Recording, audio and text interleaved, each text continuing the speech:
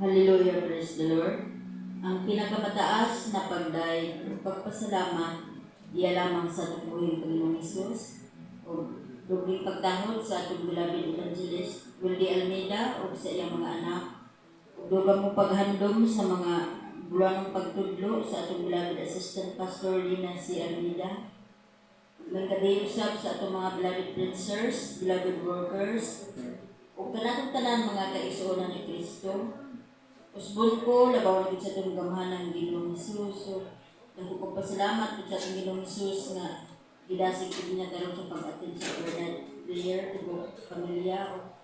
Salamat ko sa itong Ginoong Hesus nga anaagin kanunay, nagtubag sa mga pag-ampo. Salamat sa Ginoo nga bisan ito maabot ang among kaluyahon sa pagpangalagad, pero ang Ginoo wala din magkulang ka namo.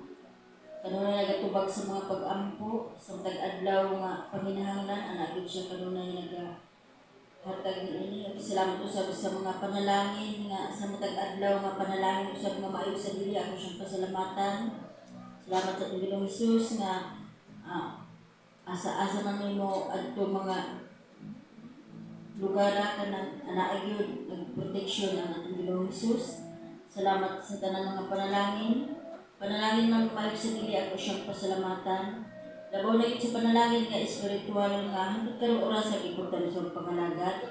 O kita na akong pasalamatan. Dungog ug himaya iya lamang sa atong buhay ng Jesus. Praise the Lord, God bless you, beloved sister.